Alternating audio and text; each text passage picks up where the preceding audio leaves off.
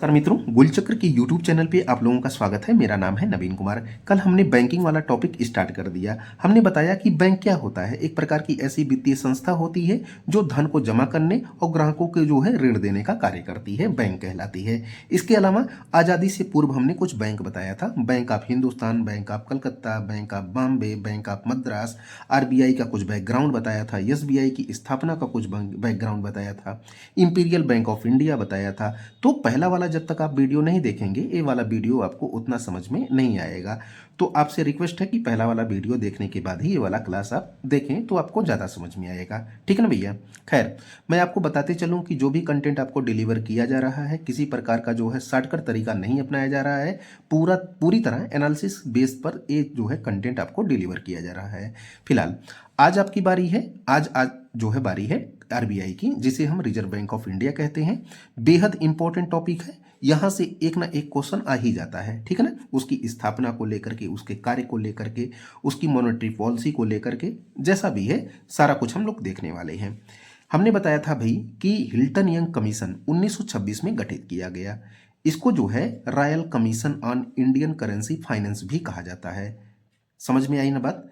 ये जो Hilton young commission है, हिल्टन यंग की अध्यक्षता में एक कमीशन गठित किया गया था। इसी को रॉयल कमीशन भी कहा जाता है, royal commission on Indian currency and finance.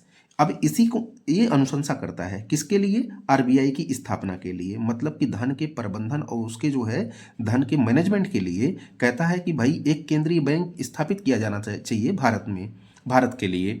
तो जब ये अनुशंसा करता है तो ब्रिटिश संसद में एक एक्ट पारित किया जाता है। उसी को जो है RBI एक्ट 1934 कहा जाता है। ये कहाँ पे पारित किया गया? ब्रिटिश संसद में पारित किया गया। जब ये ब्रिटिश संसद में RBI एक्ट मतलब रिजर्व बैंक ऑफ इंडिया अधिनियम 1934 पारित कर दिया जाता है, तब जाकर के 1 अप्रैल 1935 को RBI की स्थापना हो जाती है। तो मुझे लग रहा है कि क्रोनोलॉजी समझ में आ रहा होगा। आते हैं यहाँ पर।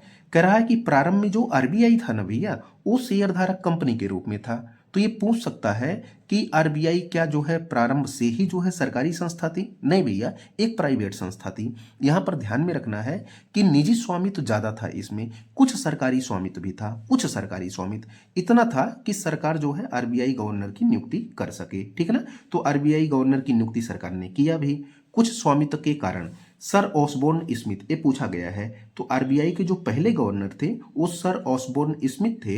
ये जो है RBI के पहले गवर्नर की नियुक्ति सरकार के द्वारा की जाती है। ठीक है ना। अच्छा, मैं बताऊं कि भैया यहाँ पर निजी स्वामित्व ज़्यादा है। तो जब निजी स्वामित्व ज़्यादा होगा तो जो निजी कारोबारी होंगे ना, वो अन्य निर्देशकों की नियुक्ति करेंगे। ठीक है। तो ये आपका एक हमने बैकग्राउंड दिया। फिर यहाँ पर आते हैं। 1935 से 1937 तक जो RBI का मुख्यालय था वो कहाँ था? कोलकाता में था। लेकिन 1937 में मुख्यालय कहाँ पे ट्रांसफर कर दिया जाता है भैया? बम्बई में स्थानांतरित कर दिया जाता है। ठीक ना। नोट में जरा देखना। RBI के पहले भारतीय तथा स्वतंत्र भारत के पहले भारतीय गवर्नर CD देशमुख थे। ये आपको जो है नोट डाउन करना है। तो जितना जैसे जैसे ड्राफ्टिंग की गई है, जैसे जैसे कंटेंट लिया गया है, उसी प्रकार एज इट इज आपको जो है कॉपी बनानी है, आपको नोट्स बनाना है। ठीक है ना। आते हैं नेक्स्ट पेज पे। ये देखना जरा, जो RBI है इसी को हम लोग पढ़ रहे हैं। प्रारंभ में संयुक्त स्वामित्व वाली कंपनी थी, मतलब कि निजी स्वामित्व इसमें ज्यादा था, कुछ जो है सरकारी स्वामित्व था, इसीलिए इसको जो है संयुक्त स्वामित्व वाली कंपनी कहा जा रहा है। ठीक ना। अब यहाँ पे देखना जरा, भाई इसमें निजी स्वामित्व ज्यादा है तो RBI को क्या करना पड़ेगा? सरकार के द्वारा जो है इसको अधिग्रहण करना पड़ेगा या इसको सरकारी बनाना पड़ेगा ना।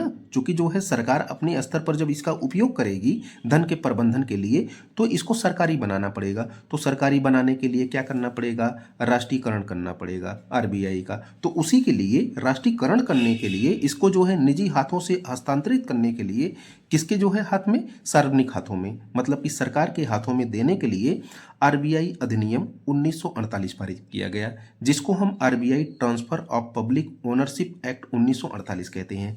ये देखिए, ये सब बुक में आपको नहीं मिलेगा, ये हमने पूरी तरह जो है ऑथेंटिक स्रोतों से लिया है, बड़ा ढूंढ करके ये सब कंटेंट निकाला गया है। ठीक है ना भैया।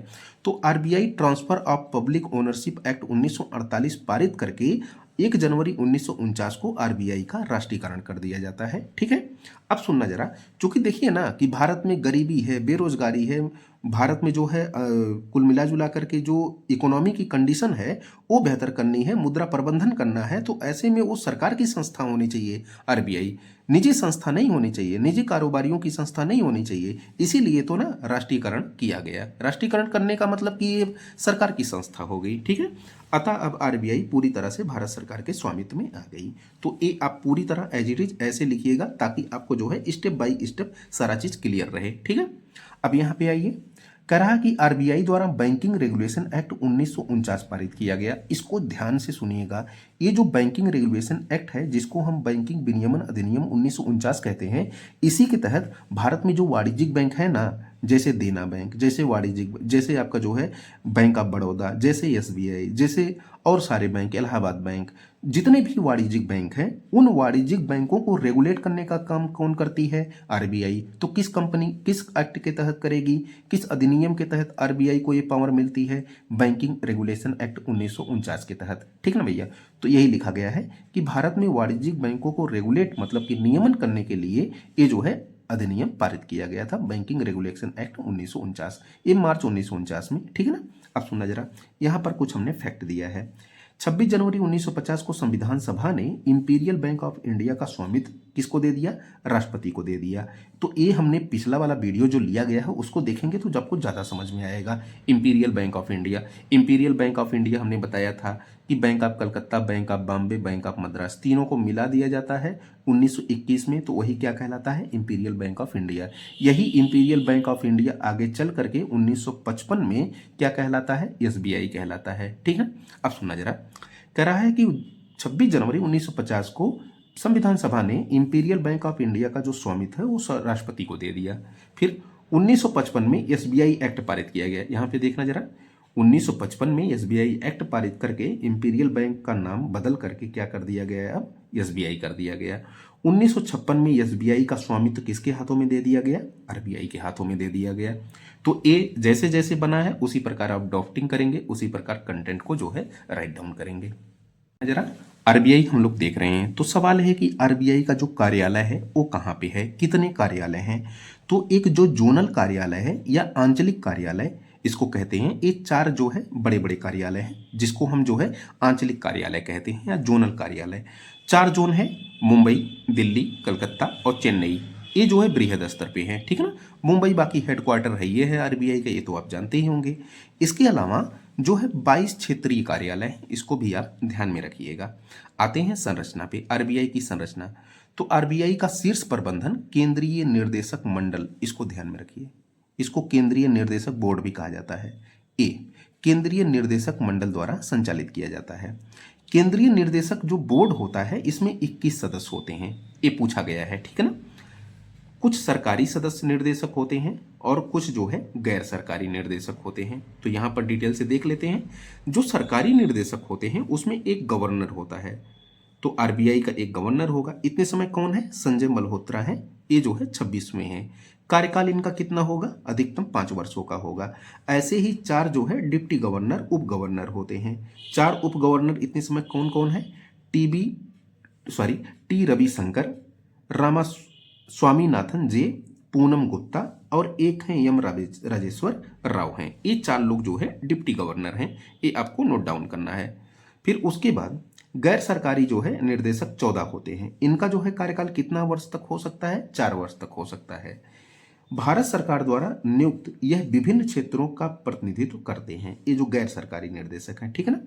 अब देखना जो रहा, 2 सदस्य ऐसे होते हैं जिनका जो है सरकारी प्रतिनिधित्व करते हैं, मतलब वित्त मंत्रालय से 2 अधिकारी ये नियुक्त किए जाते हैं, ठीक है। ये क्या करते हैं कि आरबीआई और सरकार के बीच जो है समन्वय स्थापित करने का काम करते हैं। तो यहाँ पर अब देखना जरा, 14 और 5 19 और 19 2 21, ये टोटल 21 सदस्य होते हैं जो आरबीआई के केंद्रीय बोर्ड के सदस्य होते हैं। यहाँ नोट में हमने क्या लिखा है कि पहले आरबीआई का लेखा वर्ष 1 जुलाई से 30 जून तक था। ये आपको नोट डाउन करना है। पहले था इसका लेखा वर्ष मतलब वित्तीय वर्ष, लेकिन अब जो वित्तीय वर्ष है वो चेंज हो गया है 2020-21 से इसे बदल करके 1 अप्रैल से 31 मार्च कर दिया गया है। तो ये आपको नोट डाउन करना है। आते हैं नेक्स्ट, यहाँ पे देखना आरबीआई के कुछ अन्य तथ्य। एक है न्यूनतम आरक्षित पद्धति। एक क्वेश्चन पूछा गया है 1956 में इसको लाया गया था।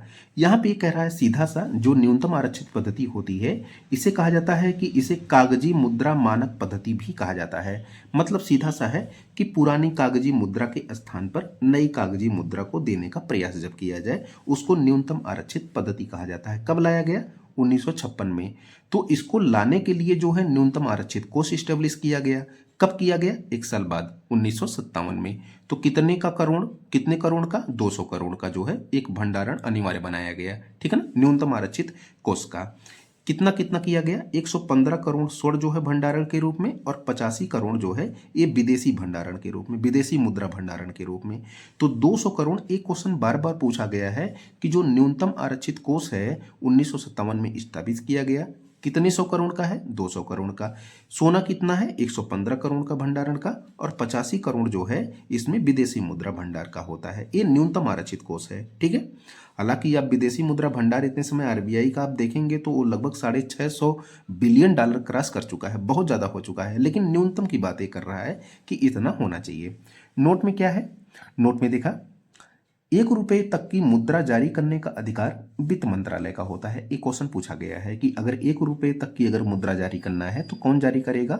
वो वित्त मंत्रालय जारी करेगा। और इस पर जो है वित्त सचिव का हस्ताक्षर होता है। 1 रुपये के मुद्रा पर वित्त सचिव का हस्ताक्षर होता है। फिर 1 रुपया से अधिक नोट और सिक्का जारी करने का अधिकार किसका होता है? आरबीआई का होता है। तो हस्ताक्षर किसका होगा? आरबीआई का होगा।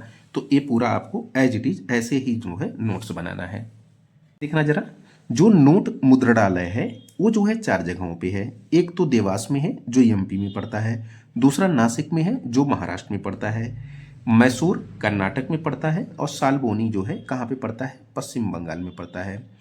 जो देवास और नासिक वाला जो नोट मुद्रालय है इसका स्वामित्व भारत सरकार के पास है। फिर जो मैसूर और सालबोनी वाला जो है नोट मुद्रालय है इसका स्वामित्व आरबीआई के पास है। ठीक है ना।